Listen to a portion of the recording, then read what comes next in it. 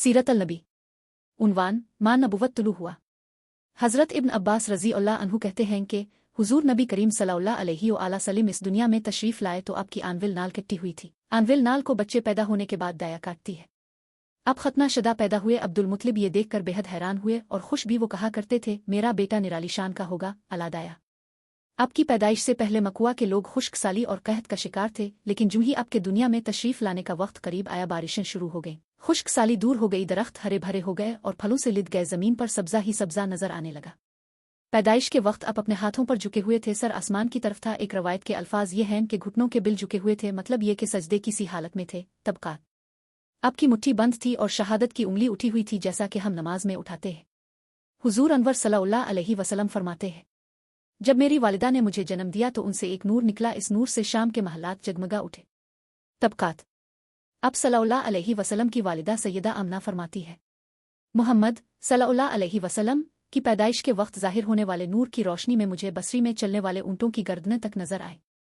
अल्लामा सिली रहमाउल्लाह ने लिखा है कि जब अब पैदा हुए तो अपने अल्लाह की तारीफ की। एक रवायत में ये अल्फाज आए हैं, अल्लाह अकबर कबरा वल्हम्दुलिल्लाह कसरा विस्बहान अल्लाह बकर असला। अल्लाह ताला सबसे बड़ा है, अल्लाह ताला की बेहद तारीफ है और मैं सुबह और शाम अल्लाह की पाकी बयान करता हूँ। आपकी विलादत किस दिन हुई? इस बात पर सबका इत्तिफाक है कि वो पीर का दिन था। अब सुबह फजर तुलू होने के वक्त दुनिया में तशरीफ लाए।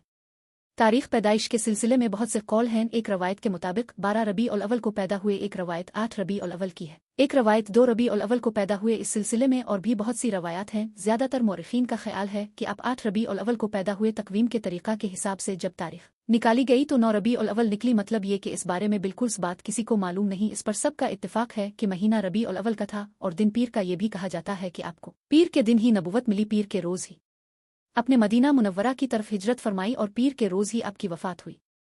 आप आम उल-फिल में पैदा हुए, यानी हाथियों वाले साल में। इस साल को हाथियों वाला साल इसलिए कहा जाता है कि अब्राहा ने हाथियों के साथ मक्का मुकरमा पर चढ़ाई की थी। आपकी पैदाइश इस वाकया के कुछ ही दिन बाद हुई थी। वाकया कुछ इस तरह है कि अब्राहा यमन का ईसाई हाकिम था। हज के दिनों में इसने देखा कि लोग बैतुल्लाह का हज करने जाते हैं। इसने अपने लोगों से पूछा, ये लोग कहाँ जाते हैं? इसे जवाब मिला, बैतुल्लाह का हज करने के लिए मक्का जाते हैं। इसने पूछा, बैतुल्लाह किस चीज का बना हुआ है? इसे बताया गया, पत्थरों का है। इसने पूछा, इसका लिबास क्या? बताया गया, हमारे यहाँ से जो धारीदार कपड़ा जाता है इससे इसकी पोशाक तैयार होती है। अब्राहा ईसाई था। सारी बात सुनकर इसने कहा, मसीह की किस्म, मैं तुम लोगों के लिए इससे अच्छा घर तामीर करूंगा। इस तरह इसने सुर्ख सफेद जर्द और सिया पत्थरों से एक घर बनवाया। सोने और चांदी से इसको सजाया। इसमें कई दरवाजे रखवाए, इसमें सोने के पत्थरे जुड़वाए, इसके दरमियान में जवाहर लगवाए। इस मकान में एक बड़ा सा याकूत लगवाया, पर्दे लगवाए, वहां खुशबुएं सुलगाने का इंतजाम किया। इसकी दीवारों पर इस कदर मुश्क मिला जाता था कि वो सिया रंग की हो गए, यहाँ तक के जवाहर भी नजर नहीं आते थे। फिर लोगों से कहा, अब तुम्हें बैतुल्लाह का हज करने के लिए मक्का जाने की जरूरत नहीं रही। मैंने यहीं तुम्हारे लिए बैतुल्लाह बनवा दिया है, लिहाजा अब तुम इसका तवाफ करो। इस तरह कुछ कबाइल कई साल तक इसका हज करते रहे, इसमें इतिकाफ करते रहे, हज वाले मनासिक भी यहीं अदा करते रहे। अरब के एक शख्स नफील खश्म से ये बात बर्दाश्त ना हो सकी। वो इस मसनूई खान कबा के खिलाफ दिल ही दिल में कुड़ता रहा। आखिर इसने दिल में ठान ली कि वो अब्राहा की इस इमारत को गंदा करके छोड़ेगा। फिर एक रात इसने चोरी छुपे बहुत सी गंदगी इसमें डाल दी। अब्राहा को मालूम हुआ तो सख्त गजबनाक हुआ, कहने लगा, ये कार्रवाई किसी अरब ने अपने कबा के लिए की है। मैं इसे ढा दूंगा, उसका एक एक पत्थर तोड़ दूंगा। इसने शाम और हबशा को ये तफसीलात लिख दें। इससे दरखास्त की कि वो अपना हाथी भेज दे। इस हाथी का नाम महमूद था। ये इस कदर बड़ा था कि इतना बड़ा हाथी रोए जमीन पर देखने में नहीं आया था। जब हाथी उसके पास पहुंच गया तो वो अपनी फौज लेकर निकला और मक्का का रुख किया। ये लश्कर जब मक्का के कुर्बो जवार में पहुंचा तो अब्राहा ने फौज को हुक्म दिया कि उन लोगों के जानवर लूट लिए जाएं। इसके हुक्म पर फौजियों ने जानवर पकड़ लिए। उनमें अब्दुल मुत्तलिब के ऊँट भी थे। नफील भी इस लश्कर में अब्राहा के साथ मौजूद था और ये अब्दुल मुत्तलिब का दोस्त था। अब्दुल मुत्तलिब इससे मिले, ऊँटों के सिलसिले में बात की। नफील ने अब्राहा से कहा, कुरैश का सरदार अब्दुल मुत्तलिब मलना चाहता है। ये शख्स तमाम अरब का सरदार है। शर्फ और बुजुर्गी इसे हासिल है। लोगों में इसका बहुत बड़ा असर है। लोगों को अच्छे अच्छे घोड़े देता है, उन्हें अतियात देता है, खाना खिलाता है। ये गोया अब्दुल मुत्तलिब का तारुफ था। अब्राहा ने उन्हें मुलाकात के लिए बुला लिया। अब्राहा ने उनसे पूछा, बताइए आप क्या चाहते हैं? उन्होंने जवाब दिया, मैं चाहता हूँ मेरे ऊँट मुझे वापस मिल जाएं।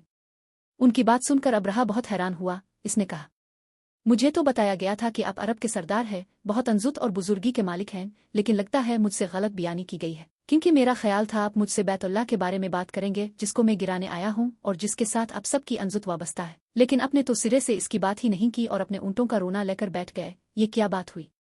इसकी बात सुनकर अब्दुल मुत्तलिब बोले, अब मेरे ऊँट मुझे वापस दे दे, बैतुल्लाह के साथ जो चाहें करें, इसलिए कि इस घर का एक परवरदिगार है, वो खुद ही इसकी हिफाजत करेगा, मुझे इसके लिए फिक्रमंद होने की जरूरत नहीं।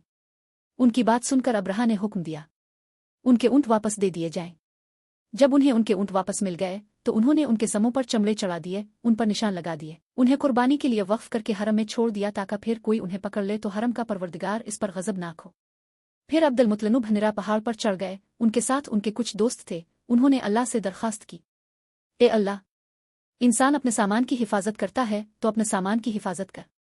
उधर से अब्राहा अपना लश्कर लेकर आगे बढ़ा। वो खुद हाथी पर सवार लश्कर के दरमियान मौजूद था। ऐसे में उसके हाथी ने आगे बढ़ने से इनकार कर दिया। वो जमीन पर बैठ गया। हाथी बानों ने इसे उठाने की कोशिश की लेकिन वो ना उठा। उन्होंने इसके सर पर जरबे लगाए, आंकिस जब हुए मगर वो खड़ा ना हुआ। कुछ सोचकर उन्होंने इसका रुख यमन की तरफ किया तो वो फौरन इस तरफ चलने लगा। इसका रुख फिर मक्का की तरफ किया गया तो फिर रुक गया। हाथी बानों ने यह तजर्बा बार बार किया। आखिर अब्राहा ने हुक्म दिया हाथी को शराब पिलाई जाए ताकि नशे में इसे कुछ होश ना रह जाए और हम इसे मक्का की तरफ आगे बढ़ा सकें। चुनांचे इसे शराब पिलाई गई लेकिन इस पर उसका भी असर ना हुआ।